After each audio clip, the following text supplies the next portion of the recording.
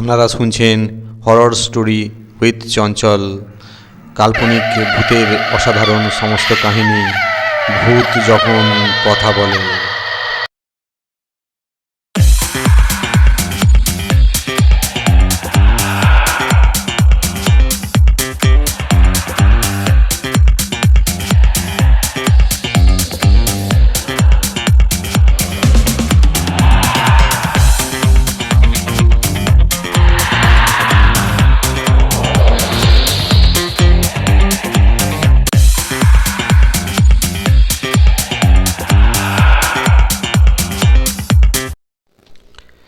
নমস্কার শ্রোতা বন্ধুরা, আশা করি আপনারা সকলে সুস্থ আছেন, ভালো আছেন। আজকে আবার একটি গল্প নিয়ে হাজির হলাম আপনাদের সামনে। আপনারা দয়া করে আমার চ্যানেলটি সাবস্ক্রাইব করুন, আমার পাশে থাকুন, এই আশা আপনাদের কাছে আমি প্রত্যাশা করি। সেদিন বিকেলে আকাশটা বেশ মেঘ করেছিল। আমি ছাদের উপর উঠে দেখলাম উত্তর পশ্চিম কোণে বিদ্যুতের ঝলকানি দেখা যাচ্ছে। মনে হয় বৃষ্টি হবে। কিছুক্ষণ পরই বৃষ্টি শুরু হলো। আমি দৌড়ে নিচে গেলাম আর দাদুর ঘরে ঢুকে দাদুকে বললাম, দাদু, আজ আবার বৃষ্টি শুরু হয়েছে, তোমার কিন্তু গল্প বলার পালা। দাদু বলল, একটু পরে তোমরা এসো। কিছুক্ষণ পর আমরা ভাই বোনরা সবাই গিয়ে দাদুর ঘরে ঢুকলাম। দাদু চেয়ারে বসলেন আর আমরা মেঝেতে। দাদু শুরু করলেন ওনার গল্প। উনি যেভাবে গল্পটি বলেছিলেন আমি সেভাবে আপনাদের সামনে উপস্থাপন করলাম। দাদু বললেন, তখন শীতকালের সময় আমি আর আমার বন্ধু অমিত একটি সিনেমা দেখে ফিরছি। হাতে ছিল টর্চ লাইট। তখনকার রাস্তাঘাট ছিল ভীষণ শুনশান। বিশেষ করে গ্রামের অধিকাংশ বাড়ির শীতের রাতে গভীর নিদ্রায় মগ্ন থাকতো। খুব বিশেষ দরকার ছাড়া কেউ বাইরে বের হতো না। আমরা দুজনে মেঠো পথ দিয়ে হাঁটছি। সামনে আবছা কুয়াশার অন্ধকার। ঠান্ডাটা সেদিন ভীষণ কনকনে ছিল। দুজনে বিভিন্ন রকমের গল্প করে রাস্তা দিয়ে হাঁটছি।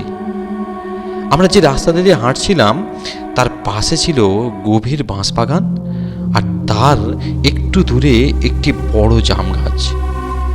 দীর্ঘদিনের সেই জাম গাছটি। আমরা শুনতাম ওই গাছের উপর নাকি কোনো ভূত থাকে। কোনো দিন দেখিনি।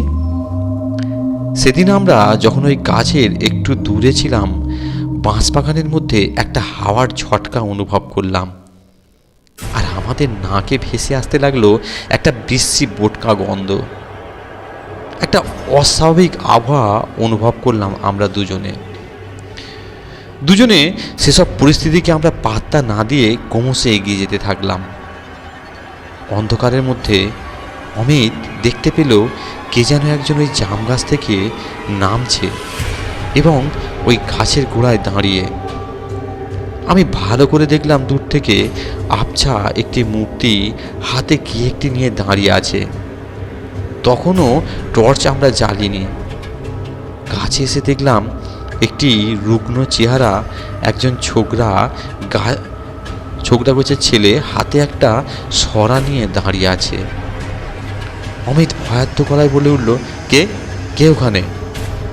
বলা মাত্রই হাতে সেই সরা ধরা ছেলেটি অন্ধকারের মধ্যে মিলিয়ে গেল।